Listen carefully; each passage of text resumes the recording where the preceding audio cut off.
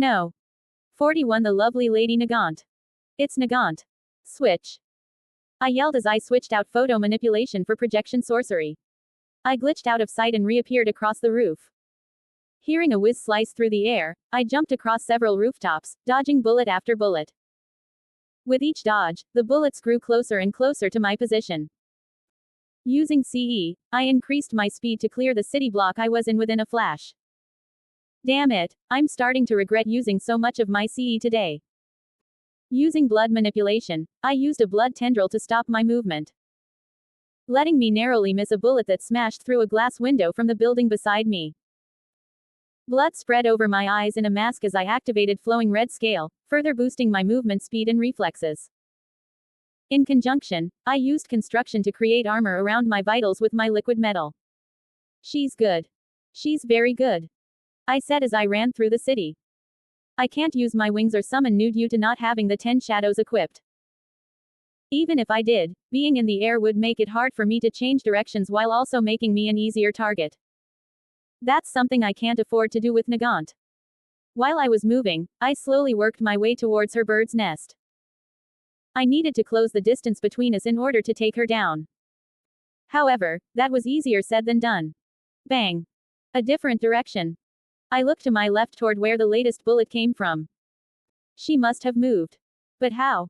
She shouldn't have airwalk. A support item. 2 more shots rang out, and I saw the air shift in front of me. Even if I had Toji's perception, that didn't mean my body was equipped with the speed to keep up with it. Even now, my CE-enhanced body alongside flowing red scale made me barely fast enough to dodge 1 bullet. Shit. This one's got a curve to it. Gay. Blood splattered behind me as her second bullet sliced through the side of my stomach where my armor didn't protect me. Damn it. If only I had Yuta's or Sukuna's CE. I would have been able to speed blitz her. My eyes zoomed off to where the bullets came from. I was able to finally see how Nagant was moving around. Strapped to her back was a compact jetpack that allowed her to boost from rooftop to rooftop while a grappling hook strapped to her left arm yanked her where she wanted to land. Not only that, but she also had some sort of hover boots that gave her a boost of speed. It seems like the HPSC isn't playing around. That gear looks expensive. I yelled toward Nagant. Her head twitched as she leveled her sniper and fired another shot. Show me what you've got. Projection, construction, and blood manipulation. Those are my current techniques after using my binding vow once. I needed to find a way to close the distance using these 3 techniques. Otherwise, it's game over. Let's see how well you keep up with me with this. I yelled as I pushed projection sorcery to its maximum, causing my body to glitch all over the city as I rushed toward her. XXX. General Pav. How the hell is he so fast? Kana yelled as she activated her jetpack to launch herself to the building across from her. While in midair, she saw Sukuna seemingly glitch out of reality as he quickly approached her position. He hasn't used that ice quirk of his either. Does that mean he really does have multiple quirks? Tracking down Sukuna was no easy task. After receiving her assignment 2 weeks ago, Kana had poured every recourse available to her to track the so-called King of Curses down. Seeing as how the task of finding and taking down Sukuna had failed to find him for several months, Kana decided to take a different approach from actively searching for him. Instead, she focused her efforts on finding criminals and villains who met Sukuna's established mo. If you find them, then it would only be a matter of time before Sukuna would come knocking down their door. A door you had a pair of eyes trained on. Still, her plan wasn't flawless. Even after finding several criminals and villains that had a high potential of being his target, she always seemed to be one step behind Sukuna. That was until he made the mistake of creating a public execution in front of many civilians on a busy street. Luckily for Kana, she was only a few blocks away from the incident. Raising her left arm, Kana fired her grappling hook toward the building's concrete roof. Feeling it anchor, she quickly retracted the cable, sending her through the air with a jerk. Before she could crash into the ground, Kana unclasped the grappling hook and activated her hover boots to slide across the entire length of the roof in 2 seconds. With a jump, Kana raised her sniper arm and aimed. Her trained eyes scanned the sky, buildings, and rooftops before she saw a flicker of movement. Trusting her hard-earned instincts and skills, Kana fired a shot toward where she knew her target would be. Bang! With her scouter, Kana saw Sukuna raise his left arm. In an instant, a large plate of black liquid created a shield in front of his chest. Her bullet struck true and sent him skidding back. Coming to a stop, the black shield Sukuna created broke from the impact, causing him to look straight at her with a wide grin. He's good. I'll give him that, Kana muttered as she ripped off a lock of her hair. On command, her hair changed its shape into a long, sharp bullet she injected into her sniper arm. I guess you don't get as famous as you did without the skills to back it up. Raising her rifle up, Kana zeroed in on Sukuna's head. Lady Nagant. Lady Nagant. Oh wow. Can I shake your hand? A small boy from a group of children asked excitedly as they ran up to her. Me, too. You're the best. Hey. Sure. But only if you kids have been good. Kana said as she turned away from the officer she was speaking with to offer the children her hand. Extending it, Kana's eyes widened when she saw her arm covered in deep crimson. This isn't the time to think about that, Kana said as she watched her target disappear again. Her brief distraction had caused her to miss her opportunity. Focus on the mission. Your last mission. Whoosh. At the sight of an incredibly fast-moving crimson spear, Kana jerked her body back as she activated her support gear just in time to avoid several crashing blood and steel spears landing all around her. Shit. Kana weaved in and out from the falling weapons before she heard the clattering sound of steel. The hell? Turning her head, she saw several chains clattering through the sky and between the buildings around her. Kana spun in place with her rifle raised as she tried to find Sukuna amidst all the sounds and rushing chains around her. Right here, Nagant. Spinning, Kana fired her shot at the source of the voice. Her eyes grew wide when her bullet collided with a voice recorder, smashing it to pieces. A soft, almost inaudible tap behind her caused Kana to freeze. The sound was barely audible, but to her, it might as well have been a booming detonation. Roaring, she spun around with her rifle half raised, but it was too late. Checkmate, Sukuna muttered before he punched her. XXX. Shimizu Soda Pav. My fist met her stomach as I punched Nagant across the rooftop. Not stopping there, I rushed after her as she tumbled to the ground. Grabbing her by the front of her shirt, I pulled her to her feet and sunk my knee into her injured stomach. +15 SP. Gah. Nagant grunted as spittle and blood flew out her mouth. Reaching back, I tore off her jetpack and threw it off the rooftop. She glared at me as soon as she recovered her bearings. With quick precision, she snapped out 2 left jabs at me. Moving side to side, I avoided her blows and kicked down her rising sniper arm back to the ground. Lady Nagant. I said as I maintained a close distance between us. Using Wing Chun, I landed a series of strikes along her body. In a split second, I swiped my hand through the air and removed her grappling hook from her left forearm. I was wondering when those sorry excuses at the Safety Commission were going to send their attack dog. +20 SP. I'm not. Nagant didn't get to finish her sentence as I landed a left hook on her cheek. With a sharp stomp, I destroyed her left hover boot. I'm not their attack dog. Then tell me, why are you here? Enhancing my fist with CE, I punched Nagant's right shoulder, causing her to scream out in pain. Lady Nagant was by no means a bad fighter. No, if anything, she was extremely skilled in hand-to-hand combat. She wouldn't be as famous as she was if she couldn't perform without her sniping quirk. No doubt a result of the Safety Commission's years of training. Unfortunately for her, I was much more skilled. Stumbling back, Nagant managed to escape from the close range we had. With a rebellious roar, she raised her right arm despite the agonizing pain in her bruised shoulder and aimed the barrel of her shortened sniper right at my face. Shit. I messed up. I screamed in my head as I stared down the barrel that was only 30 centimeters away from my face. Bang. Everything around me slowed to a crawl as I watched the bullet leave its muzzle. There was at most half a second to react before the bullet shot through my head. The spinning pink and indigo bullet rippled through the air as it was a hair's breadth away. Switch. In a microsecond, I exchanged blood manipulation for the limitless technique. Using the limitless without the 6 eyes was not an impossible task to accomplish. No, it certainly was plausible to be used. However, using the technique without the 6 eyes' godly control of cursed energy made activating the neutral limitless, infinity, an extremely draining move. It was as if one were to try to collect a cup of water with a mesh strainer. It was an impossible task. This means that once I activate the Limitless, I'll be throwing away my already depleted CE at record speeds. Crack. Plus 50 SP. W what? Nagant yelled as her bullet stopped an inch away from my head by some invisible barrier. Fuck. My CE. I instantly felt my reserves begin to plummet with incredible speed. It's barely been half a second, but I already feel my CE drop by 35%. Without wasting any more time, I slipped out of the bullet's path and deactivated the Limitless. I ignored the feeling of exhaustion and rushed Nagant with pure, raw speed.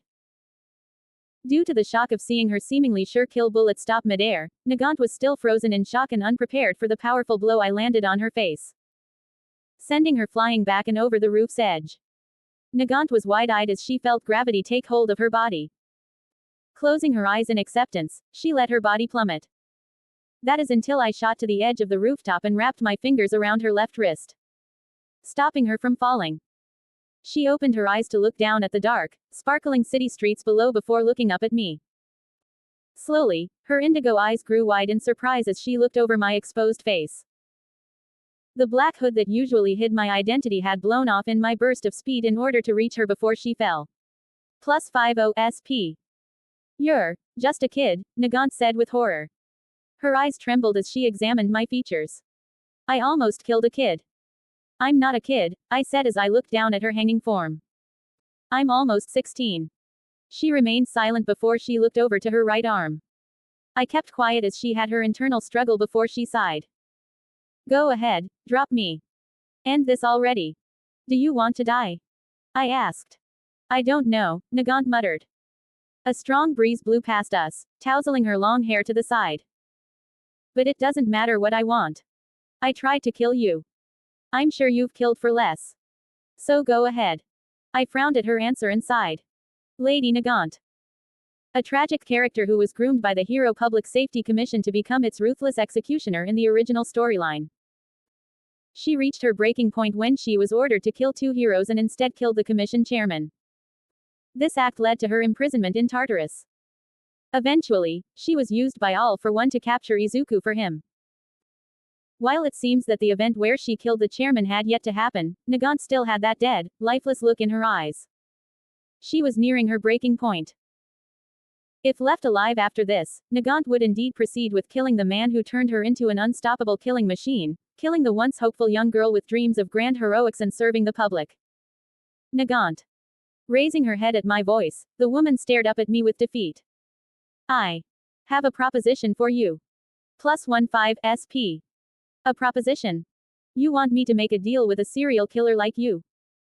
Nagant said as she looked down at the far-off ground. I suppose I don't have much of a choice with my current situation. I smiled in amusement at her response. Trust me. I think this will work out for the both of us. Dash. AN. What do you all think of the new ending Horikoshi made for MHA? Personally, I think it's a lot better than his original ending. It also set that fan base on fire. Lol. Please be sure to leave me a comment on today's chapter. Until next time. 48 comments 0 vote. No. 42 UA entrance exam. A few weeks later.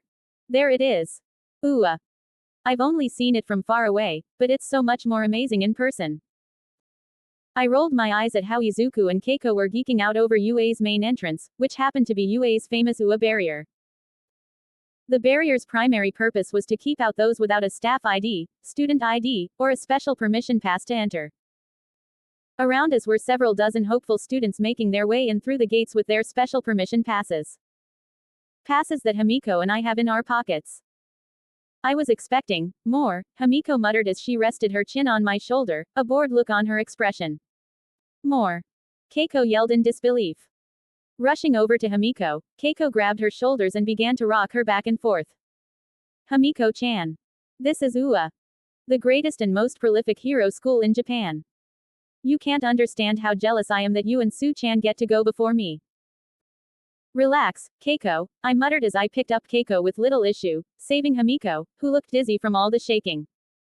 Remember, we still need to pass the entrance exam. Besides, we're here for general ed. So who cares about all that extra hero crap? 16 x 5 equals plus 80 SP. What did he say? Why is that loser even here then? Such disrespect. Did he say, General Ed? He must be weak if he can't even think of taking the hero course exams. Izuku looked nervous from the annoyed looks and comments I received from my comment from those around us. I, on the other hand, didn't care about their little opinions and placed Keiko down. Alright, you two need to go home now. I looked over them both with a pointed look, causing them to look disappointed. I said I'd take you to the entrance to look at the building. Now that I have done that, you both have to go home. Hamiko and I need to go take that exam. +10 SP. +5 SP. It's okay, Keiko-chan, Izuku-kun. You'll both be attending the school in another year. Oh, I can't wait for all of us to walk home together. Hamiko smiled as she did a little excited dance.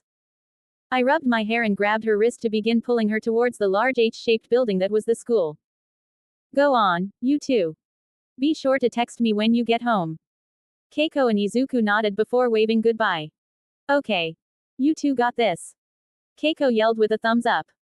Good luck, Soda-san. Toga-san. Izuku called out, a little more subdued. Hamiko waved at them while I nodded with a slight grin. Turning up at the building, I noticed that the anime didn't do it justice. It was a massive building made up of hundreds of glass panels. The school grounds themselves were mind-boggling in scale, going off the complimentary map they gave to all the student hopefuls. It made me wonder just how much money funded this place. Jumping over beside me, Hamiko wrapped her arms around my right arm with a happy smile. This caused several of the students around us to blush at our bold behavior on school grounds. Let's do our best, Soda-kun. Yeah. Let's do our best. Would it kill you to sound a little excited? Maybe. XXX. Some would imagine that the entrance exam for one of Japan's most prestigious schools would be rather difficult. So, when I went over all of the questions from the rather thick booklet that was our test packet, I came to one conclusion. This exam ain't shit. Sure, for anyone with room temperature IQ, I could see this test being a colossal challenge. But for someone like myself, this was a breeze. After taking 15 minutes out of the 2-hour exam, I stood up and submitted my booklet to the astonished overseers sitting behind a long table. Several dozen other students remained in the large hall, still working on their exams, and they looked at me with expressions of confusion or amusement. Do you have a question? A woman dressed in an ordinary suit and tie asked. The man sitting beside her eyed me with annoyance. He probably thought I wasn't taking this seriously or something. Joke's on him. I actually wasn't taking this seriously. Nope. I'm all done. I said with my hands in my pockets. I looked around the table in front of them with curiosity. What's next? Another packet or something? +5 SP. No. For the general education course, all you need to do is pass the written exam with at least an 85 to 90% score. The woman said slowly as if talking to a dimwit. Would you like to take another look at your exam? Nope. I smiled at the woman, causing her eyebrow to twitch. If that's it, I'll be leaving now. +5 SP. +5 SP. Not waiting for her or the annoyed man beside her to speak, I left the testing room and looked around at the massive hallways. Seeing that no one was around to stop me from wandering, I decided to go ahead and explore the place. Walking around unimpeded, I strolled by several empty classrooms, lecture halls, gymnasiums, and even some bathrooms. Some rather unique and clean bathrooms. While extremely large and impressive looking, UA was rather bland. Then again, the school was empty today in order to hold the entrance exams for all the new student hopefuls. Walking around a corner, I paused when I finally found the school's expansive cafeteria. Sniffing the air, I picked up a rather pleasant aroma and strolled into the cafeteria. Off to the side was a relatively small line of people grabbing some food. Seeing the iconic blue, white, and red gym uniforms of UA, I figured these people were students grabbing a bite to eat. Shrugging, I walked over to the line and grabbed a lunch tray. Stepping beside one of the UA students, I waited for my turn. What will it be, young man? The chef behind the counter asked. He was wearing a cooking apron and a chef hat, as well as a mask that covered his face. He also wears white gloves and shoes. There's also a tube that connects from his mouth to his back. Blinking, I quickly realized that this was the pro hero, Lunch Rush. Chef's choice, I said with an easygoing grin. Lunch Rush looked surprised at first before nodding in excitement. +15 SP. Now, that's something I don't hear too often. Very well. Leave it to me. Lunch Rush said before his hands moved in a blur. In no time, he placed a mouth-watering bowl of nabiyaki udon. Please enjoy. Believe me, I will. After paying for my food, I found a lone spot on a long lunch table and dug into the incredibly delicious bowl of noodles. I was so lost in my meal that I failed to notice someone plopping down beside me with a tray of their own food. Hello there. You're a new face. A girl with long light blue periwinkle hair and blue eyes said as she turned to me with a wide smile. Hey, did you know you have this bad vibe around you? Oh, how'd you get that scar on your neck? You're not wearing a school uniform or a gym uniform. Are you here for the entrance exams? +10 SP. Huh. I muttered as I held up some noodles in my chopsticks. Snapping out of my bliss from the delicious food, I realized who was sitting beside me. It was Hado Najire. XXX. My patience is being tested. After finishing my pleasant lunch, Najire apparently took it upon herself to continue following me around. When I asked her why, she said that she was extremely curious as to why I radiated such a negative vibe. So why did you choose UA to go to anyway? Oh. You're a year younger than me, but you're almost as tall as Tagata-san. You must have some really good genetics. Najire said as she walked beside me. Shouldn't you be anywhere else, Hado? I stopped walking and turned to the bright girl with a deadpan stare. She tilted her head in confusion before shaking her head. +5 SP. I don't think so. Nope. I'm totally free. There you are, Hado-san. Najire and I turned to look at another student with pointy elf-like ears. He has messy, dark indigo hair, which sticks out behind his head, and thin, tired-looking eyes that are partially covered by his bangs. His shoulders were hunched over as he walked over to us. The man, the myth, the bundle of anxious nerves, it's Sun Eater. Amajiki-kun. Najire jumped as she walked over to Amajiki Tamaki, another member of UA's future Big Three. What are you doing here? I thought you were training with Tagata-san. Pausing, Tamaki looked over at me before hunching over and avoiding any eye contact. Looking closer, I saw his shoulders tremble slightly. I was, but Mirio asked me to get you. There's something he wants to test out that he needs your help with. Tamaki said in a hard-to-hear voice. AWH. Really? But I was having so much fun with my new friend. Najire whined before brightening up. Let me introduce you, Amajiki-kun. This is Shimizu Soda. A soon-to-be first year. Hello. Tamaki muttered, still refusing to meet my eyes. Sup, I said to him before turning to Najire. We're friends. The best. Najire nodded and ran over to Tamaki. I'll find you again once you officially join UA, Shimizu-kun. I have to go help Tagata-san. Bye-bye. +10 SP. +10 SP. Before Tamaki or I could say a word to one another, she grabbed him by his wrist and all but dragged him through the hallway. I stood rooted in place until they were out of sight. She's a bit annoying. But she's also cute. I muttered. I guess that evens out. XXX. We're home. Hamiko called out as she threw her book bag down onto the floor after she took off her shoes. Welcome home. Jin called out from deep in the house. I followed behind her as she ran through the main hall toward the living room. Kana Onichan. That exam was so hard. Entering the living room, I watched as Hamiko jumped into the arms of Tsutsumi Kana. Otherwise known as Lady Nagant. Kana had an uncomfortable expression as she rubbed Hamiko's back from where she was sitting on the couch. She turned to me with a look that asked for help, but I only shrugged my shoulders. There. Hamiko smiled and pressed her face into Kana's chest as she deepened her hug with the older woman. Kana blushed slightly from having Hamiko push her breasts around with her head. Why is the extremely dangerous hitman, Lady Nagant, in my home? I can hear you ask. You see, after our showdown in the streets of Shinjuku, I had proposed to Kana that she abandon the HPSC in order to come work under me. I promised her that if she did, I would help her take down the corrupt organization that was once meant to protect and serve the public before falling to a more sinister regime that pushed Kana and other young, hopeful people to become what were essentially assassins. In return, Kana would offer me help whenever I asked for it. Which hopefully wouldn't happen too often. I didn't want to push the traumatized woman any further than she already was. At first, she was hesitant to join the infamous Sukuna, but after explaining to her what I truly did and stood for, she finally agreed. It seemed that the HPSC had embellished my reputation to the point that I was some sort of boogeyman to everyone who knew my name.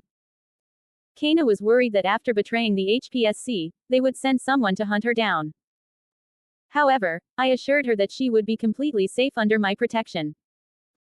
The multiple layers of security at my large home would provide her with the peace of mind she needs to heal her worn-down spirit.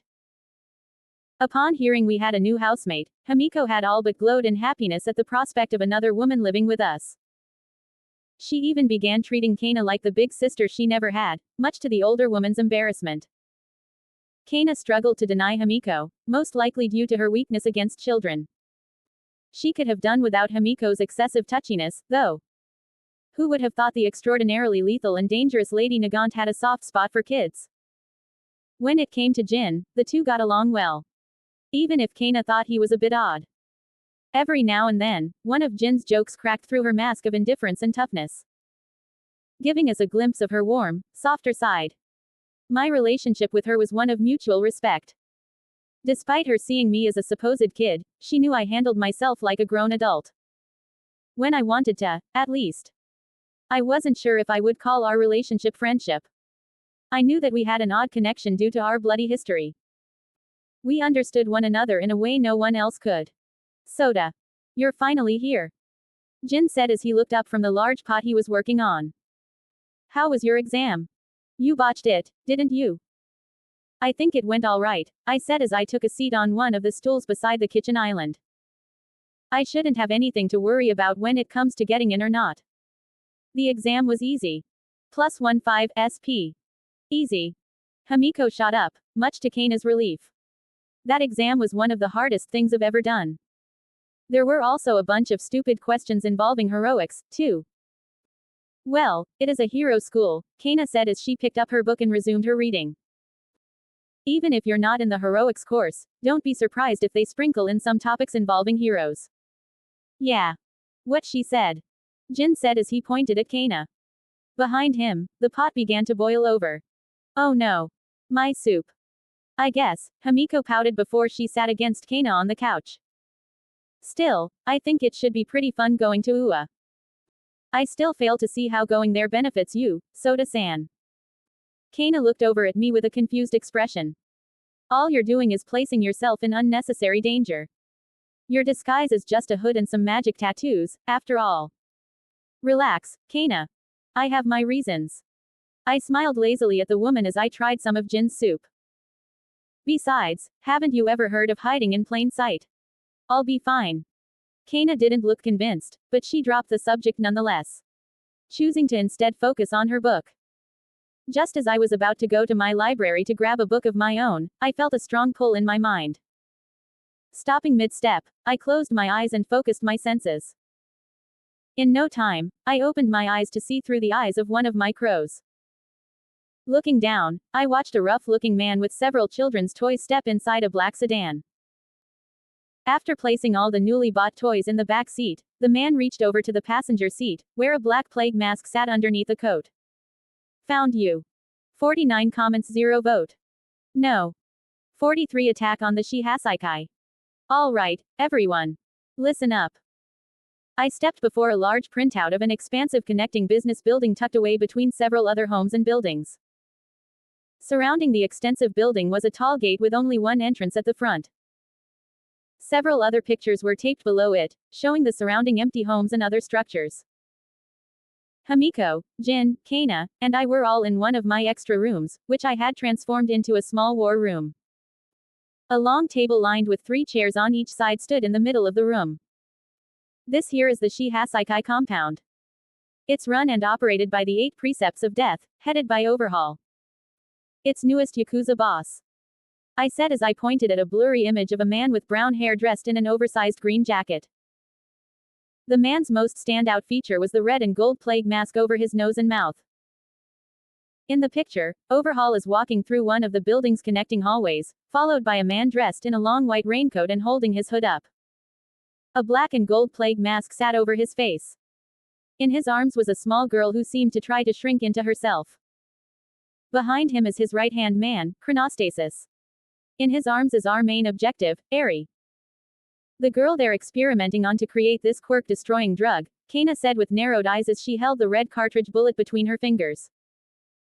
Sitting beside her, Hamiko shifted uncomfortably as she looked at Eri with a sad expression. Jin leaned forward on the table, his usual loud personality silent. I nodded before pointing to each photo of Overhaul's 8 bullets. That's right. That bastard has been slicing Eri and using her quirk to fashion a new line of quirk-erasing bullets. Until recently, one of my other targets shot me with one to erase my quirk. Considering that was the first time I've seen the drug being used, it's safe to say Overhaul has a working prototype he's giving criminals to use. I said as I motioned at the bullet in Kana's grasp. Unfortunately for them, it didn't affect you, thanks to your cursed energy. Jin said as he punched the air in front of him. The fool. Right, that negative energy of yours, Kana muttered as she looked at me thoughtfully. It still amazes me how only you can use such a unique power source. Not to mention the seemingly endless abilities it gives you. It's a little unfair if I'm being honest. Plus 10 SP. Plus 10 SP. Plus 10 SP. Sukuna-kun is basically a walking cheat code, Hamiko said. That's right, that means I won't have to worry about being shot by those bullets and losing my abilities. You 3, however, still can lose your quirks if you do get shot. I walked over to the map that was sitting on the table and pointed at the building's main entrance. For that reason, I will be entering in first while loudly announcing my presence. Once I've gotten the compound's attention, Hamiko and Jin will move in after me to look for Eri with the help of my scout rabbits. Moving my finger across the map, I ended up pointing to a building a few blocks away. Kana, you're to provide them cover fire once they have a hold of Eri. While I'm confident I can take down most of Overhaul's men, I'm not blind to think some could slip through and chase after them. You'll also stop any reinforcements from entering the compound. Plus 10 SP. Consider it done, Kana said with a nod. Hamiko. I turned to the blonde girl. Thanks to the modifications I made to your outfit, you should be able to make full use of your quirk to bypass their defenses once I make my entrance. You'll disguise yourself as one of the Yakuza so you can search for Eri unimpeded. No problem. I'll find Eri-chan and snatch her from right beneath their noses. What about me? What about me? Jin said as he raised his arm like an excited student. What's my task? Jin, you'll be Hamiko's shadow. Follow her in her disguise and take out any of Overhaul's underlings through the compound. You'll also create 2 clones of me to act as your 2's backup. You need to make sure you have a clear escape route out of the building once Hamiko has secured Eri. Because once they realize she's missing, they're going to come after her like rabid dogs. Plus 10 SP. You got it. Leave it to me. I'm impressed you gathered all this information in such a short amount of time, Kana said as she looked over all the intel in the room. In my opinion, those crows of yours are probably your most impressive ability. It's all thanks to Nanami's hard work. That crow is the reason we finally caught sight of one of Chisaki's men. I gave her a smile and nodded. Yeah. There's no better intelligence gathering team than my crows. Now then, let's go over each of the Overhaul's bullets and what they can do. XXX. General Pav. Pain. All Eri knew was pain and fear. Ever since her mother disowned her after she accidentally made her father disappear with her quirk, Eri had been subjected to dozens of experiments by that cruel man, Chisaki. Her body had been sliced and ripped apart so many times that she no longer knew the total number. But what she did know was the deep, intense pain she felt every time she was brought into that room. Even as she sat in her large, dark room, Eri was terrified. The toys Chisaki's men bought for her were strewn all around, ignored by her. There was no joy to be found in them. Only fear. Laying on her side, Eri curled herself into a ball as tears streamed down her face. The bandages tied around her arms and legs itched as she held herself in an attempt to find some comfort. But whenever some of her bare skin touched her bandages, she was quickly reminded that there was no escape from the pain. "Mommy," Aries whispered. "I'm sorry, I didn't mean to do that to Daddy." Closing her eyes, Aries' mind worked against her and replayed the memories of her father screaming as his body was rewinded back into nothing. Aries could only stand in shock as she looked over her father's scattered clothes. She was only brought out of her numb confusion once her mother began to scream. "I'm so sorry." Holding herself tightly, Aries made a weak wish within her mind. Not to escape her current situation but for someone to hold her and comfort her. To make all her pain, fear, and guilt go away. In the eerie silence of her dark room, Aries cried herself to sleep. XXX. Shimizu Soda Pav. Is it done? I heard a sigh from the other end of my phone. Yeah, we're currently getting the last resident in the ward out. We're still working on getting the next ward to move, but it'll take some time. Detective Yoichi said. You wanna tell me what's going on over there? I grinned at the man's curiosity as I looked down at the large compound below. Since this was Yakuza territory, I didn't have to worry about civilians getting in the way of our operation due to all the surrounding buildings being empty. They were all a front set up by Overhaul to keep everyone away from his base of operations. Evacuating everyone else close by was just a cautionary step. After a quick fly-through with my crows, I was sure that no one who didn't belong here was within a 100-meter range of the compound. I told you, didn't I? I said lowly. There's going to be a grand light show. Hanging up the phone, I raised my right hand up and held up my middle and pointer fingers out. Emerge from darkness, blacker than darkness. Purify that which is impure. Above the compound, a black slime-like substance appeared over the sky and crawled down toward the ground. It extended out 30 meters from the compound radius. Once my veil was up, I lifted my hands and clenched them together to activate my latest technique. Maximum output. Forest encirclement. XXX. General Pav. Dressed in a modified version of her hero costume, Kana had her sights trained on the far-off compound with a steady eye. Floating above her was Jello. The Shikigami was there to act as Kana's sentinel while she kept an overwatch over the compound.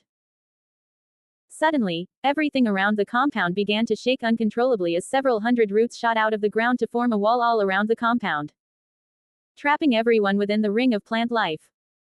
So that's the bang he was talking about, Kana muttered as her direct line of sight into the building was left unimpeded. Show off. XXX. Off within the Shihasaikai compound, Kai looked around in confusion as his surroundings began to tremble. Turning to his second in command, Kai saw the man try to remain on his feet as everything shook. What is this? Kai roared in anger as he rushed out of his office.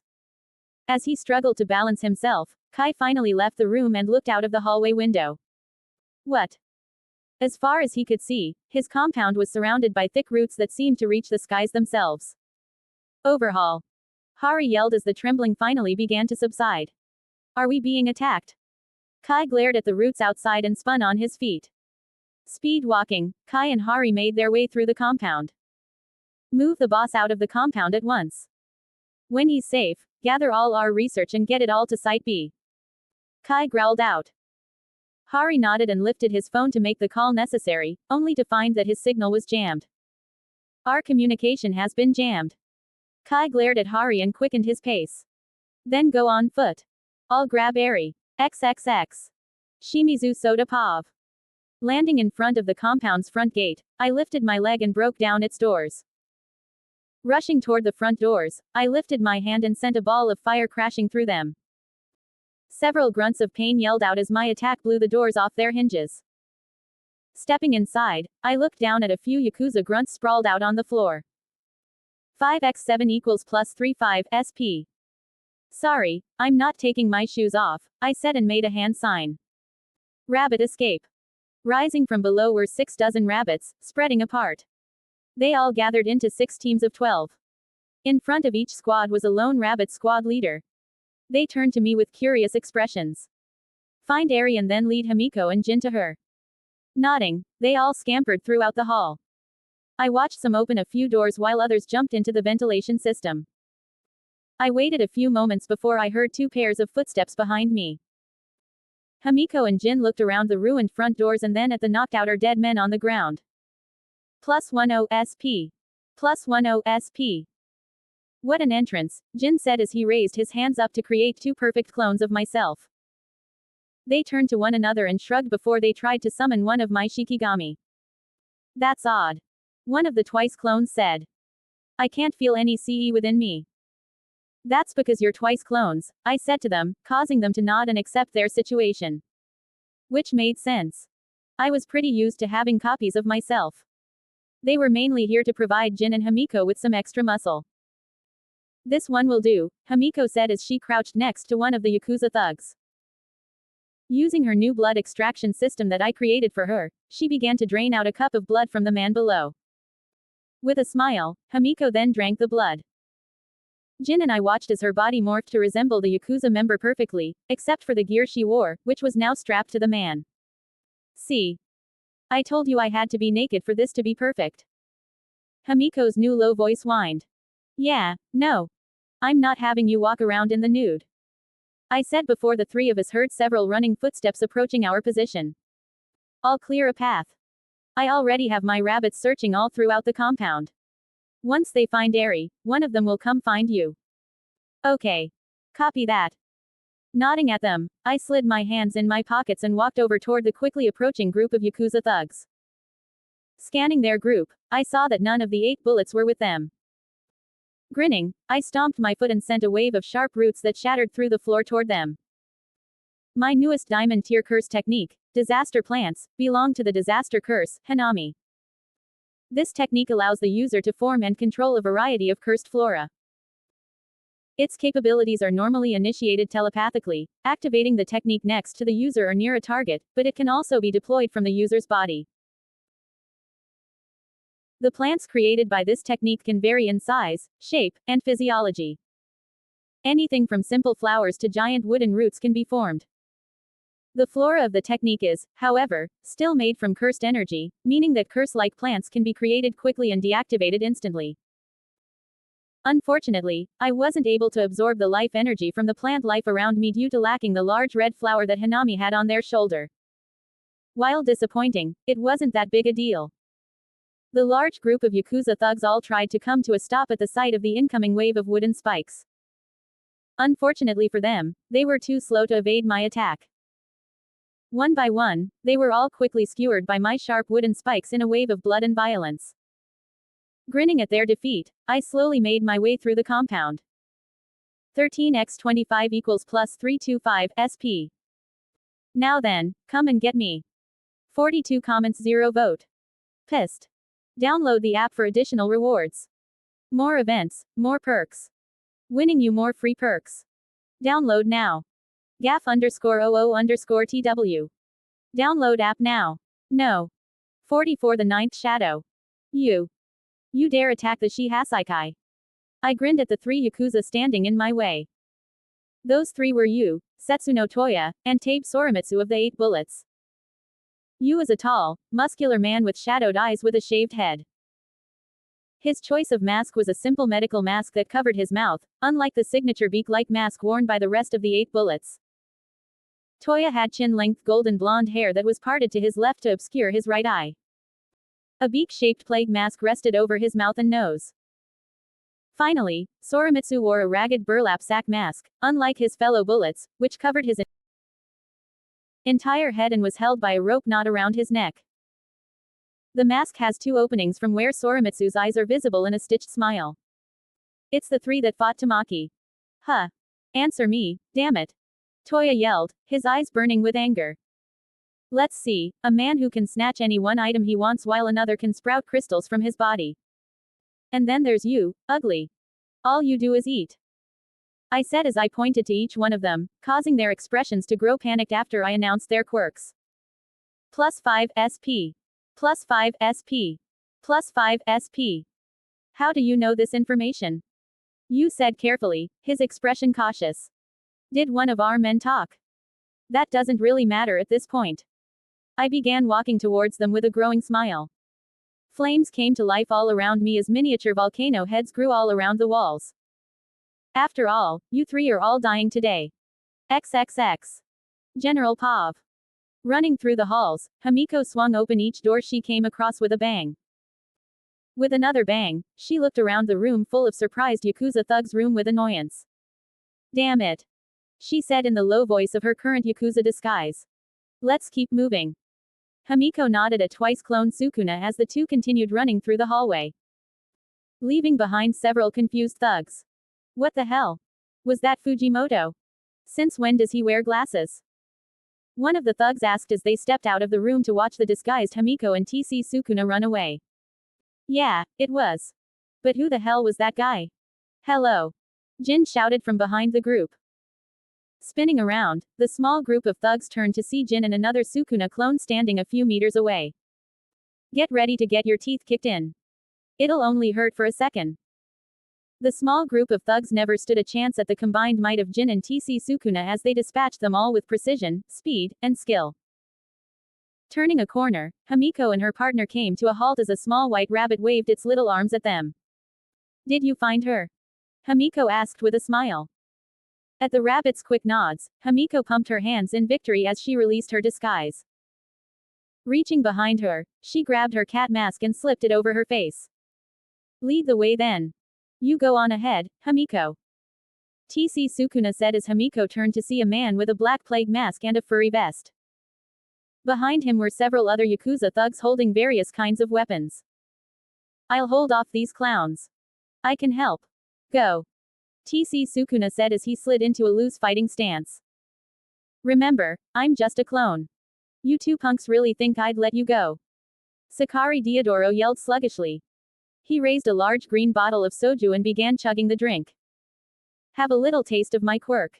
Wham. I may not be as fast as the original. TC Sukuna said as he slammed his right fist into Diodoro's stomach, causing the lanky man to throw up all his alcohol, momentarily stunning the man. But this should be more than enough for you, sorry sacks.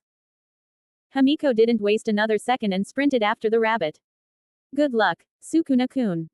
Don't worry about me. Save Eri. XXX. Shimizu Soda Pav. Deciding to pick up the pace, I rushed through the hallways, sending waves of sharp roots and balls of fire through the compound. Several of Overhaul's common thugs tried to get in my way, but they all ended up being nothing but a minor inconvenience. Coming to a stop, I looked around the large open room I ended up in. My eyes came to a halt at the sight of two black mask-wearing individuals standing in the center. Rappa Kendo and Tengai Hekiji. Kendo is a huge, muscular man with long, light brown hair. He is wearing a tattered t-shirt and dark pants covered by a light blue tunic and is decorated with two belts. He also sported a pair of gloves with leather straps that covered his knuckles with metal. Hekiji wore a traditional dark-colored yukata with a pair of geta on his feet, a long white piece of cloth acting as a belt around his waist. On his face was a plain brown plague mask strapped to his face with three belts, one down his forehead and one on each side of his face, that also covered his ears like mufflers. I've heard of you, Hekiji said with malice. Sukuna. The underworld's boogeyman. Tell me, king of curses. What have the Shihasaikai done to incur your wrath? +5 SP. Who flipping cares? Let's fight, king. Kendo yelled in excitement as he punched the air in front of him. Fight me like a real man. No weapons. Just our fists and fighting spirit. What has your little loser group done? I said, extenuating the word, loser. How about torturing a child? That's sufficient reason for you. +5 SP. +5 SP. I see. So your goal is to take the girl. Yeah. That and to kill each and every one of you. I said as I raised my hands into a brand new hand sign. You said you wanted a good fight. Well, let's see how you handle this, then, funeral tiger. Rising from the shadows behind me was a 3-meter-tall muscular tiger. It stood on two powerful hind legs covered in black and red fur. With its anthropomorphic physique, funeral tiger flexed its arms as it walked around me. Its long, sharp fangs shined in the light as it roared loudly, shaking the very room in its fury. +5 SP. +5 SP. What was that? Hekiji yelled as he and Kendo looked around wildly for the source of the noise. That was one of the hardest shikigami I have ever subdued, I said as I threw a pair of Maki's cursed tool glasses at them. Here. To make things somewhat fair. Confused but open for anything, Kendo ripped off his plaque mask goggles in favor of slipping in the glasses. Rappa. You fool. This could be some sort of trick. +15 SP. Amazing. Kendo muttered in awe as he laid his eyes on the large, muscular Shikigami. A large grin spread over Kendo's face as he punched his fists together. Now, this will be a fight for the ages. Rushing in simultaneously, Kendo and Funeral Tiger met in the center of the room. Their massive fists collided together, sending out an enormous shockwave around them. Confused as to why his partner was seemingly attacking the air in front of him, Hekiji tentatively placed the glasses over his eyes. Seeing the large Shikigami, the Yakuza member stepped back in shock. Pretty impressive, isn't it? I said as I watched Kendo and Funeral Tiger enter a pure hand-to-hand battle. It took me a month of careful planning to be able to subjugate that one. Now, he may not be Mahoraga, but Funeral Tiger isn't something to take lightly. Yes. Yes. This is it. This is the fight I've always dreamed of. Kendo said as his face was punched violently to the side by a mean hook. In retaliation, Kendo swung a powerful uppercut into Funeral Tiger's stomach, sending the Shikigami back slightly. Growling in anger, Funeral Tiger roared and spun its massive left arm for a wild haymaker that Kendo took on like a champ. Blood exploded from the large gash on the top of his skull, but he paid it no mind. Instead, Kendo began to unleash a torrent of punches at Funeral Tiger's chest. Gra! Funeral Tiger roared as it swiped its 5 sharp claws through Kendo's chest. Having moved back in time, the large brawler was able to avoid a lethal blow. Claws! Kendo roared in anger before shrugging. I suppose those are part of you. I'll allow it. This guy is the textbook definition of a battle maniac. Rappa! Watch out! Don't you dare interfere with this fight. Kendo spun back to glare at Hekiji, stopping the man from activating his quirk. If you do, I'll kill you myself. How about I just do that now? Blurring in front of Hekiji, I swung my katana through the air and watched it bounce off a round, golden barrier. Stepping back, I lazily looked inside to see Hekiji looking at me unimpressed. Did you really think it was going to be goo? Hekiji stopped speaking as blood spewed out of his mouth. Looking down, his eyes widened when he saw a large wooden spike spear through his chest. +25 SP. Yes. Yes, I did think it was going to be easy. I said with a grin while pointing at the ground. You see, you barrier types like to protect the area around you on the surface. But you never stop to think about what's beneath you. The man said nothing as his body slumped over, causing his barrier to disappear. With another bullet dead, I turned to watch Funeral Tiger and Kendo's fight finally reach its climax. The floors were cracked and broken while large craters and holes littered the walls all around the room from the non-stop onslaughts of attacks from the two strong combatants. Bruised and bloodied, Kendo's large grin never wavered as he breathed heavily. Across from him stood a perfectly intact Funeral Tiger. Its green eyes narrowed sharply at its enemy. Despite Kendo's relatively strong combat-based quirk, which granted him the ability to rotate his shoulders at extreme speeds to attack his targets with a near-endless barrage of bullet punches, he ended up being no match for Funeral Tiger. Funeral Tiger was an incredibly strong Shikigami, being the second to last one of the 10 shadows, just behind the Divine General himself. Funeral Tiger's abilities were relatively minimal but incredibly impressive.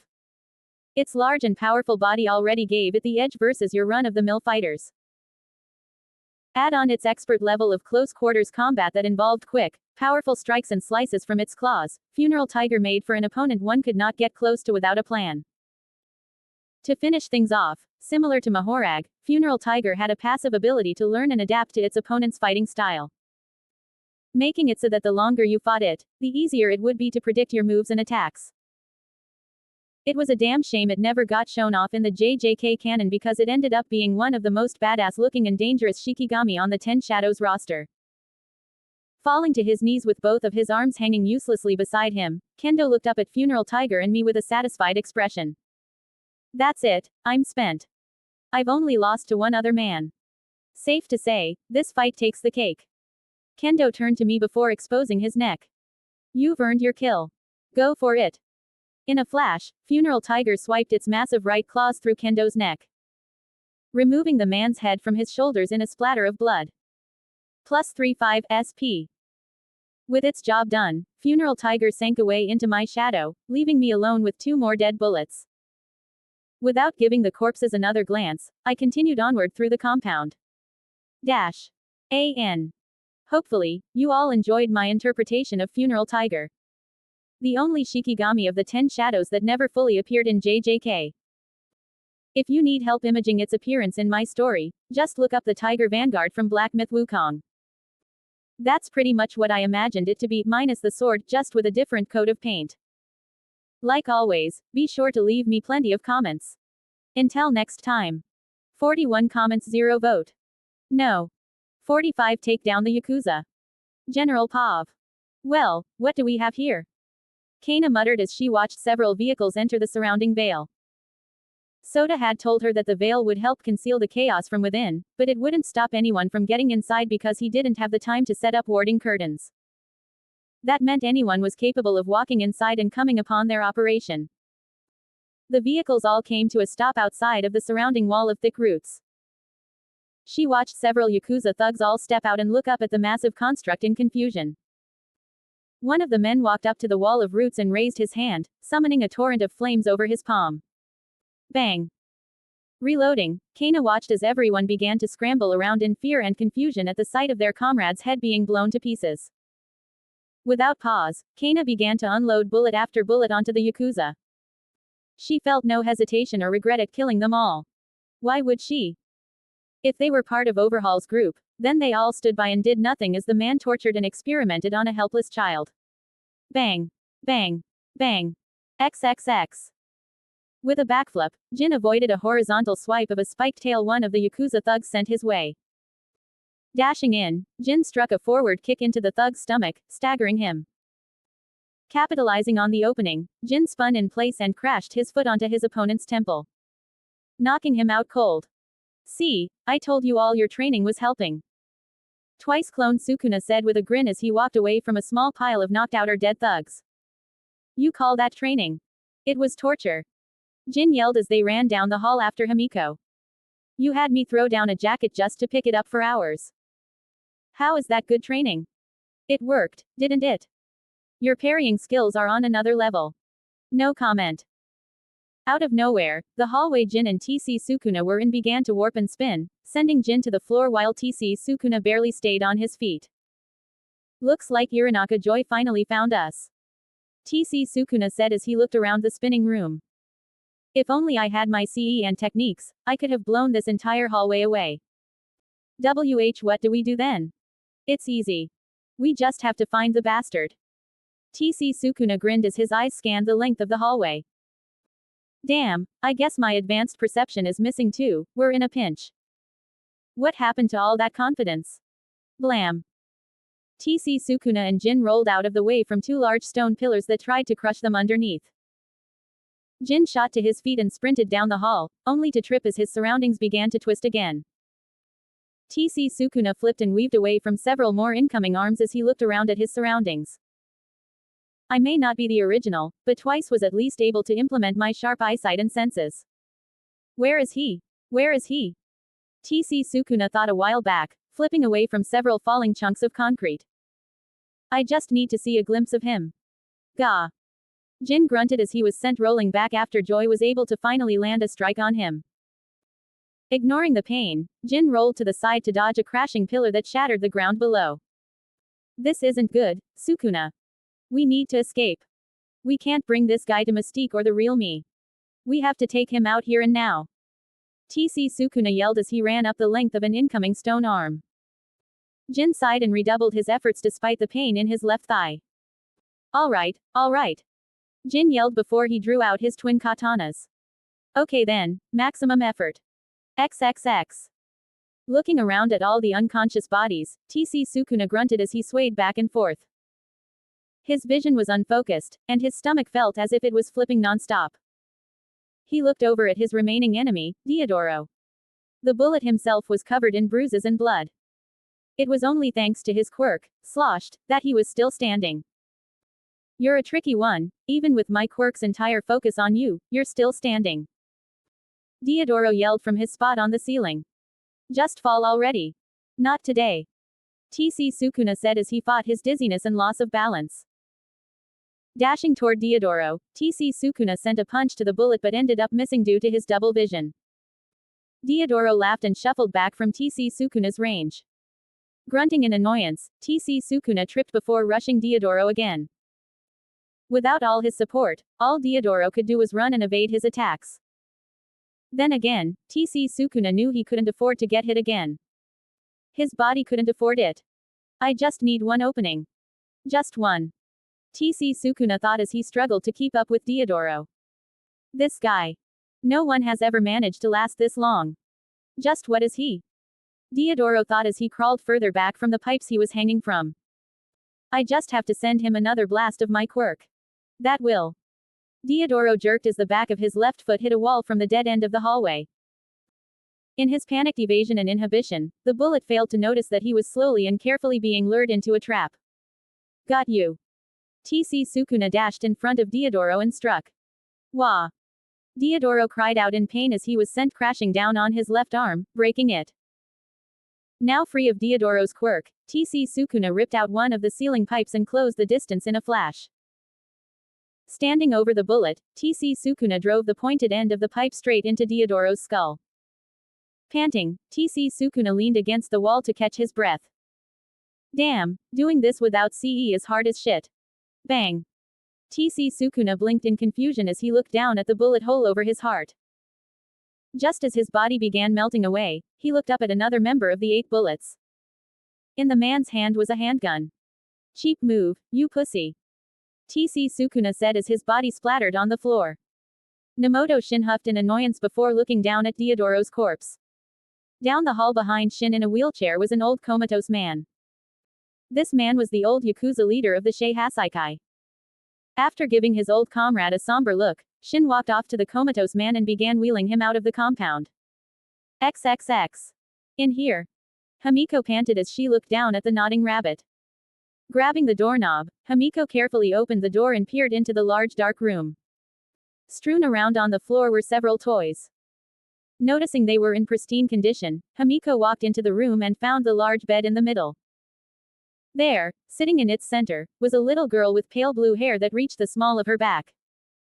Reaching up, Hamiko removed her mask so as not to scare Eri. Eri-chan. Hamiko softly asked as she crouched in front of the bed, causing Eri to flinch. You're Eri-chan, right? Why yes, Eri whispered in a soft, scared voice. Hearing the child speak in such a way made Hamiko's heart clench in pain. Are you here to take me to that room? That room. What room? Hamiko asked softly, causing Eri to tremble. The room where they cut me. No, sweetheart. Hamiko got on the bed and brought Eri into a soft, warm hug. I'm not here to do anything like that. No, I'm here to save you. To take you away from here so that they never hurt you ever again. What? Eri whispered in shock as she felt Hamiko's soft embrace. Eri's eyes began to tear up as she felt the softness of Hamiko's touch. You're here to save me. And not just me. All of my friends are here to save you. We're not leaving this place unless you're with us. Hamiko said with a wide smile as she picked up the girl. Hey you, put her back. Hamiko and Eri spun to the door to see Kai and Hari standing at the entrance of the door. With a glare, Kai slowly began to remove his right glove. Hamiko glared at the two men and quickly placed Eri behind her defensively. Sliding her hand into her thigh holster, Hamiko grabbed a small black ball that was glowing with cursed energy. Eri looked down and watched as Hamiko snapped the ball in two. Put Eri back right now, Kai said in a low voice as he began walking toward Hamiko with his hand raised. Suddenly, several muffled explosions began to shake the compound. This caused Kai and Hari to look around in suspicion. Did they plant bombs all over the compound? Hari yelled as everything rumbled around them, causing the ceiling to crack and the walls to shatter. No. Kai hissed before he zeroed in on the direction of the noise was coming from. Something is coming. With each new explosion, the explosions grew louder and louder before they were ear-shattering. Hamiko grinned and brought Eri down before covering her with her body. Crack. XXX. Shimizu Soda Pav. Shooting out of the concrete wall, I quickly took in my surroundings and found Hamiko holding Eri protectively. Sitting on the ground beside her was a small shattered ball. The ball itself was something I created with my construction technique. Within the ball was a hollow space I used to store some of my CE. Unfortunately, the stored CE could only last 10 hours before they needed to be refilled. Upon breaking one of them, the stored CE would burst out into a pulse I would be able to sense within a set distance. I had given Jin and Hamiko each one of these balls in case either of them got into a life or death situation or if they ran into Overhaul during this mission. Looking to the right, I laid my eyes on Overhaul and Chronostasis. There you are, you germophobic bastard. I yelled as I rushed them both. It's you. Overhaul hissed as he tried to reach down to the floor. Beside him, Chronostasis pulled back his hood to reveal his hair. Just before they could launch their attacks, I raised my hand up and shot off several hundred small compact balls of fire with incredible speed to the point they resembled bullets.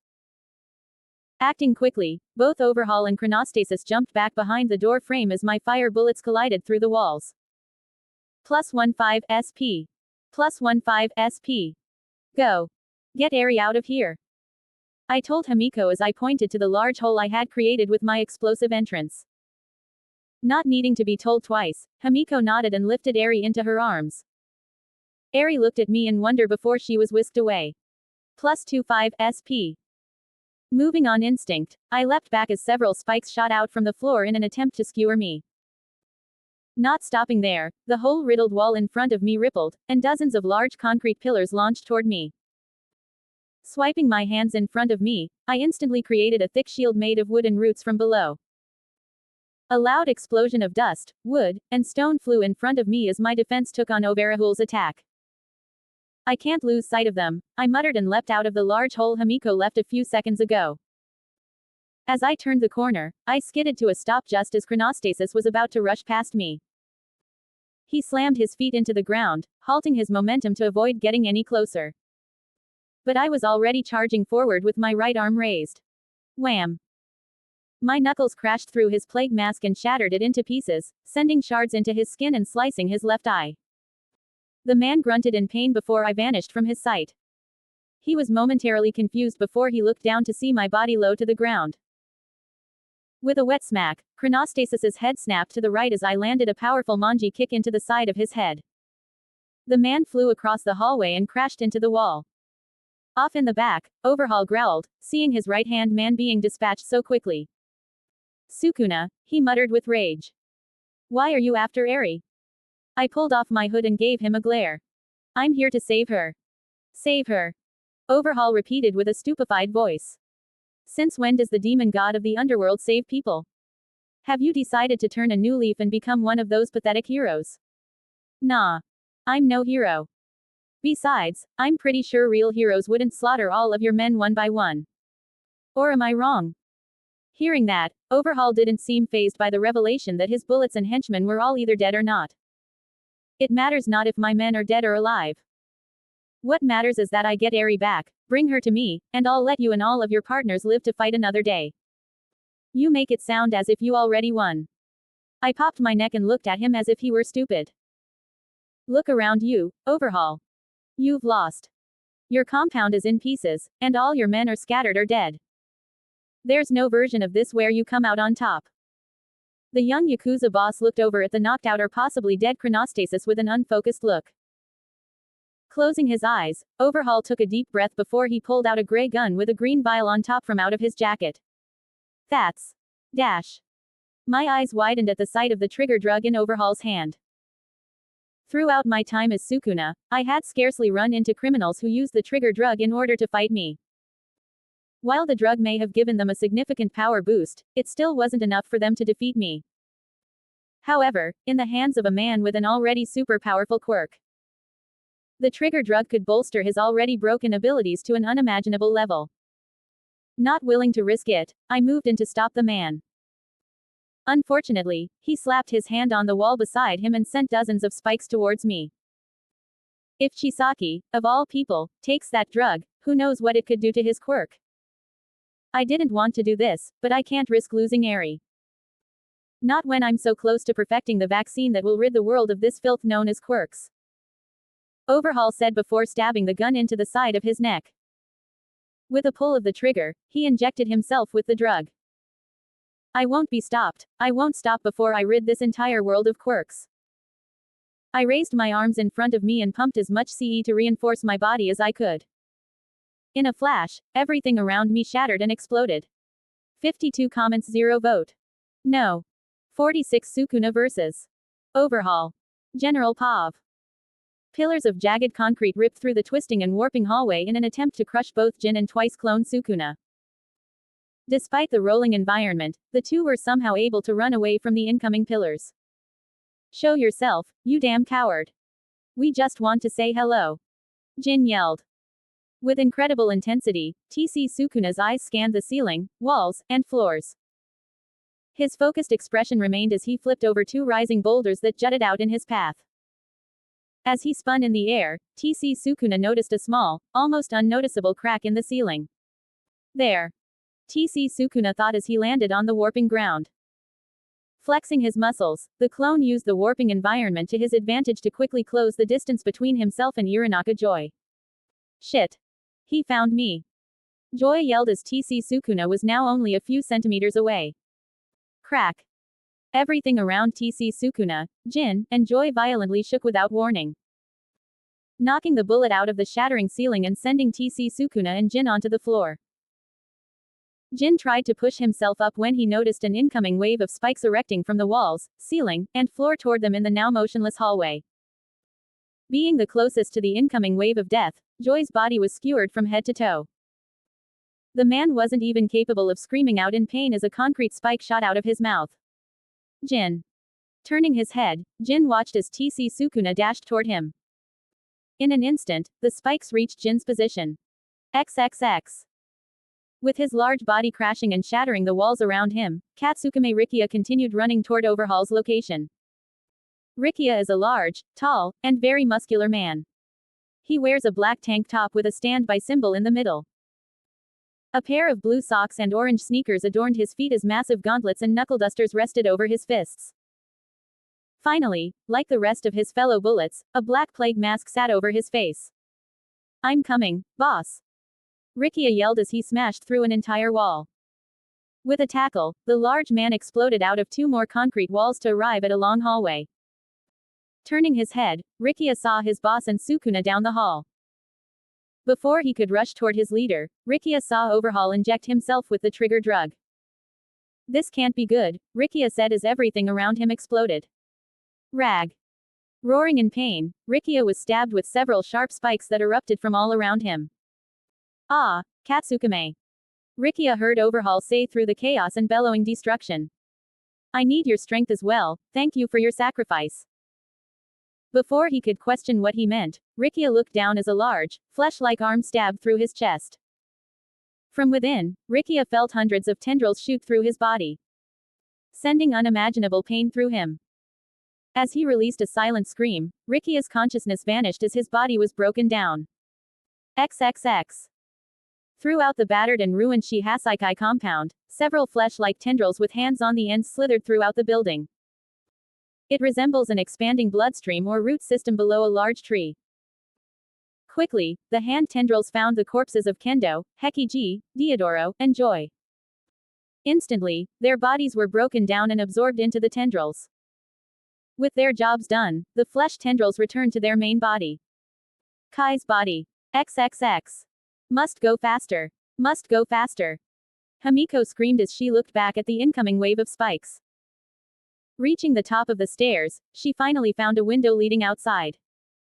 Without pause, Hamiko covered Eri's head and leapt out of the glass, shattering the window. Bracing herself, Hamiko fell down 2 stories with a roll just as spikes exploded out of the hallway she was once in. Wincing in pain, she quickly looked over at Eri. Seeing that the girl was safe, Hamiko ran again despite her aching ankle. Wait. We can't leave him. He'll die. Eri said with fear on her face as she watched the building that once trapped her explode into hundreds of pieces with giant jutting spikes rising high into the sky. Don't worry. Sukuna-kun is strong. He won't die here. He can't. Hamiko yelled as she ran toward the single hidden exit point on the surrounding wooden wall around the compound. Squeezing through it, Hamiko left the compound's premises and began running down the empty streets. Raising her arm, she waved it around wildly, sending a message to their Overwatch. Kablam! Hearing Eri gasp loudly, Hamiko turned around and saw a giant monstrosity with several arms standing on two thick legs explode out of the compound. Jutting out of its back and arms were long, jagged bone spikes. On its thick neck was a massive bird-like head filled with razor-sharp teeth. However, inside the mouth was a shirtless, six-armed man with brown hair. His red and black skin seemed to pulse with barely restrained power. It's him, Eri muttered in pure terror as Hamiko stepped back in shock at the enormous 15-meter-tall kaiju standing over the compound. Is that, Overhaul? XXX. Off in her sniper's nest, Kana blinked in bewilderment as a giant monster exploded out from the compound alongside several large spikes. What is that? Refocusing her attention, Kana noticed Hamiko waving at her from outside the wooden perimeter. Zooming in, she saw that the blonde now had their objective in her arms. Smiling, Kana leveled her scope around Hamiko as she ran off with the child. Seeing no sign of Jin, Kana frowned and assumed the worst despite herself. Soda-san, Bubegawara-san. You two better be alright, Kana whispered as she watched over Hamiko and Eri. XXX. Shaking his head, Jin blinked blearily as he awoke from his sleep. Looking around, he noticed he was hanging from one of his measuring tapes. The tape itself was tied to one of his katanas, and the sword itself was stabbed deep into one of the spikes that was jutting out of the ceiling. Soda, Jin muttered as he remembered what the TC Sukuna did to save him. Moving quickly, TC Sukuna grabbed Jin and pulled out his katana. Before he could ask what was going on, Jin was thrown over TC Sukuna's shoulder. From there, the clone moved in and out of the way from the onslaught of spikes with precision and skill. Despite his fast speed, they were both still sliced and stabbed by the passing spears of death, with TC Sukuna taking the brunt of it, causing his body to begin melting. Feeling his death come close, TC Sukuna made one last-ditch effort and pulled one of Jin's measuring tapes to tie to the katana's grip. With a roar, he stabbed it into one of the unmoving spikes just as he was stabbed through the chest. Due to the suddenness of the move, Jin's head and arm were knocked against a low-hanging pillar of stone from their earlier battle with Joy, knocking him out cold. Back in the present, Jin ignored his injuries and released his measuring tape, causing him to fall down onto the ground in a heap. Luckily, there was a wide enough gap of space where he landed, saving him from being skewered by the spikes lining the floor. Did Overhaul do this? Jin muttered as he tried to stand, only to stop when he felt pain burst out of his thigh and left arm. Looking down, he saw the tip of a thin stone spike stabbing through him. Turning to his arm, Jin's eyes grew wide in horror and then unimaginable relief when he saw he had a broken arm. I'm real. I'm not disappearing. I'm the real one. Jin yelled in happiness as he grasped his broken bone. Shaking his head, Jin stood to his feet and began limping through the hallway of spikes towards the loud sounds of battle in the distance. Hold on, Soda, I'm coming. XXX. Shimizu Soda Pav. With a grunt, I threw the large boulder off me and stood to my feet slowly. I was covered in cuts and blood as my black haori was ruined and tattered. Throwing it off, I looked up at the massive form of Overhaul's new monstrous body. Crap baskets. Crack. Using CE-enhanced speed, I jumped to the side as one of Overhaul's large six arms punched the ground I once stood on, shattering the floor and sending rubble everywhere. Such power. One punch from that, and I'm a goner. What have you done, Overhaul? I roared, once again dodging a wild punch thrown by the Yakuza head. +10 SP. I've done my research on you, Sukuna. Overhaul bellowed from his position in his kaiju body's mouth. I know that you're not an opponent to take lightly. Your work on taking out Kobashigawa's entire regime is proof of that. There's even a rumor going around that you have more than one quirk. That's why I won't underestimate you. No, I'll use everything in my power to kill you right here. After I'm done with you, I'll find and take Eri back. Over my dead body. That's the plan. Overhaul said as he stomped toward me. I swung my arm up and sent several sharp roots up into Overhaul's stomach, sending blood splattering all over the floor. Not stopping there, I leapt up into the air and summoned two small volcano heads below the kaiju's position. With a flick of my wrist, two burning beams of lava shot up and knocked back Overhaul, burning and melting his already injured body. +5 SP. Stumbling forward in ruined and mangled limbs, Overhaul roared as he further destroyed his ruined body parts with his quirk. After a split second, he immediately fixed all the damage I'd done. Sukuna. Overhaul roared as his 6 large arms all swung at me wildly. I'll make you pay for everything you've done. Nu. Jumping on my Shikigami's back, I flew out of his range of attack. In an instant, a thin flesh tendril with a clock end on its tip shot out toward me and stabbed into Nu's wing. I watched in shock as Nu's movements slowed down to the point as if it was in slow motion. With no speed or momentum, we began to fall back into the ground. You can see Nu. I yelled as I brought Nu back into my shadows. You can actually see my Shikigami. But how? He shouldn't be able to. In order to slow my descent, I shot out a wave of fire at the ground. Just as I was about to land, the ground below shifted, and a massive concrete fist shot out from beneath me. I was only able to lift my arms defensively before I was bashed away. Pain shot up my back as my body collided with one of the compound's remaining walls. With a grunt, I pushed myself up and watched my blood drip onto the ground. Round D. Just as I was about to summon Round Deer in order to heal myself, my surroundings shifted and moved to create 2 massive walls at my sides. Within a second, they rushed toward me in an attempt to crush me. Gritting my teeth, I used projection sorcery to evade the incoming attack. Jumping out of their path, I heard a loud crack explode behind me as the 2 walls collided. Without pause, I sent a wave of fire at several arrow-shaped tendrils that tried to stab into me.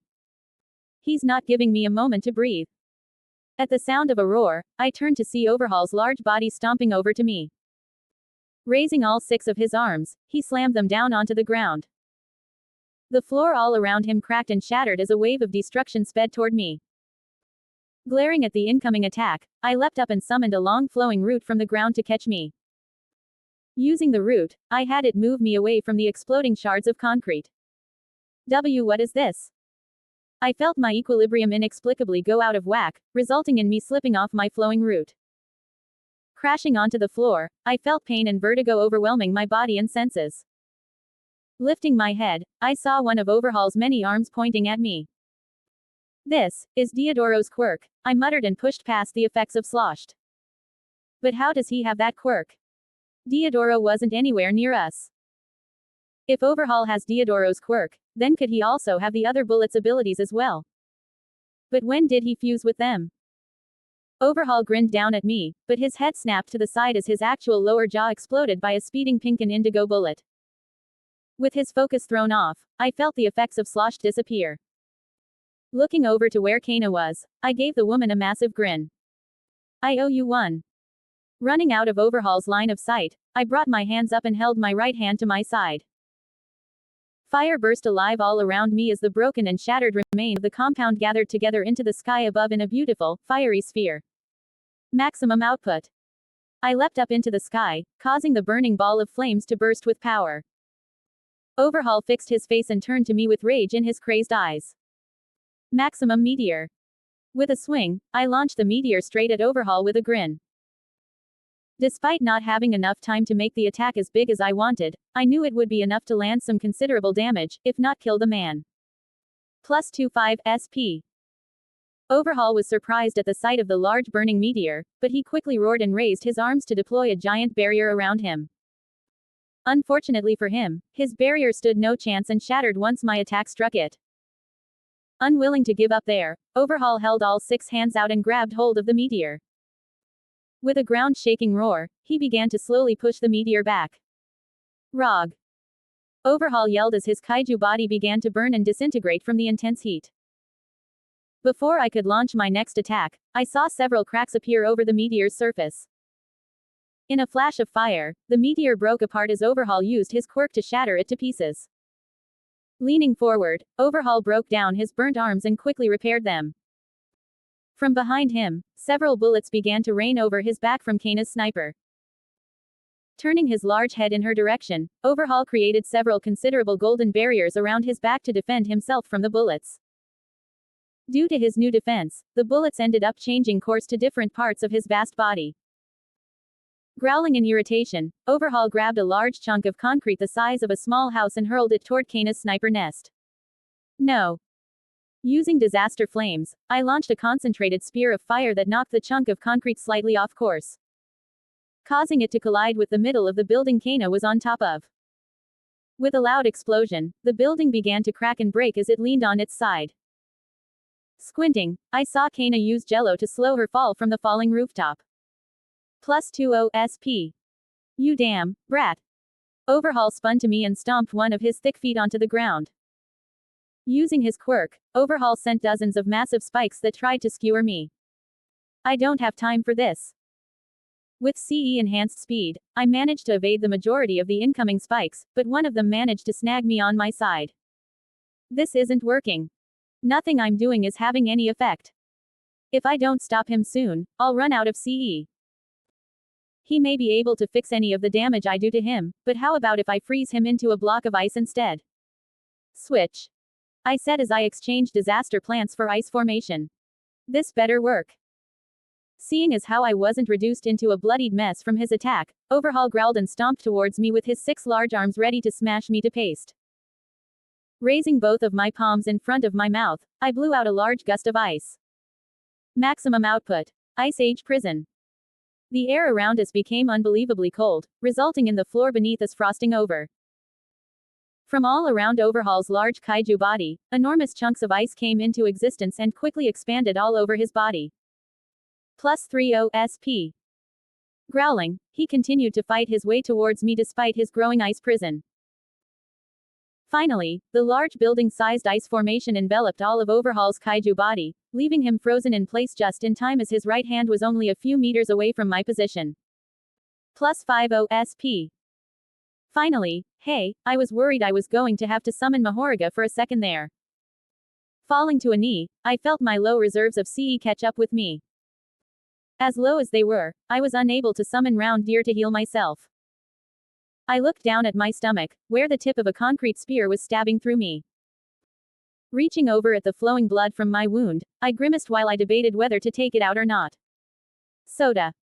A bloodied and injured Jin limped out from around a large chunk of rubble. He then roared out in a panicked voice. Move. Without hesitation, I forced my body to move, but it was too late. A muscled arm shot out from a small crack in the ice formation that encased Overhaul's kaiju arm from right in front of me. The arm bulged and swelled before it stretched out toward me. In a flash, the arm's hand grabbed onto my right wrist. Die. Overhaul said with a large grin from within the ice. My eyes grew wide as I felt something very wrong begin to spread from my wrist up my arm. Gritting my teeth, I coated my left hand with CE and sliced off my arm from the bicep down. Leaping back, I watched as my bisected arm exploded from within Overhaul's hand. +15 SP. Fuck. That was close. Sliding to a stop, I looked over at my bleeding stump of an arm and winced. Using my binding bow, I switched out disaster flames for blood manipulation in order to stop the blood. Down to 2 techniques. Breaking out of his ice prison, a much smaller Overhaul landed on the ground with a crack. Standing at a height of 396 centimeters, Overhaul's once lanky body was lined with large, powerful muscles. Much like his kaiju form, he now had reddish-black skin with 3 arms on each side of his torso. Over his shoulders and his back were several large pair of eyes that stared at me with rage. Jutting out of his elbows, knees, and back were large, sharp bone spikes. You sacrificed your own arm for your survival. Overhaul said through his moving plague mask. As he spoke, it sounded as if several different people were speaking at once. You're only prolonging your inevitable death. I remained silent as I glared at him. This is far from enough to stop me, you child-abusing piece of shit. +5 SP. What I did to Eri was all in the name of progress. Overhaul lifted his arms up with an excited expression. Once I rid this world of the disease known as quirks, we can all return to how things once were. You're a madman. I spat out, feeling lightheaded. I'm going to kill you for everything you've done to Eri. I'll make you suffer 100-fold. Please, Overhaul scoffed. I can see that you're barely able to stand on your feet. He noticed. By the way, I could practically feel the grin on Overhaul's face as his many eyes looked over to a worried and injured Jin. The man was leaning heavily against a chunk of rock as the tip of a spike stuck out of his thigh. I think I should return the favor from when you took out my subordinates, don't you think? Soda. Kneeling down, Overhaul placed one of his hands on the ground. Bombarding out of the floor, several large spikes sprang toward the masked man. Shit. Fuck. Shit. Throwing all of my remaining CE into projection sorcery, I glitched towards Jin. Each new appearance of mine accelerated my speed even further. Be faster. Save him. No matter what. Using my remaining arm, I all but launched Jin across the ruins of the compound. SHNK. And no, Jin muttered as he pushed himself up, tears pooled around his eyes. No. Grinning, I gave my friend a weak thumbs up. Below me, several sharp spikes penetrated throughout my body. Locations such as the side of my neck, my left shoulder, my chest, and my left knee were all stabbed with a thick concrete spike. Against my will, I felt my eyelids force themselves close over my eyes as my body began to grow cold.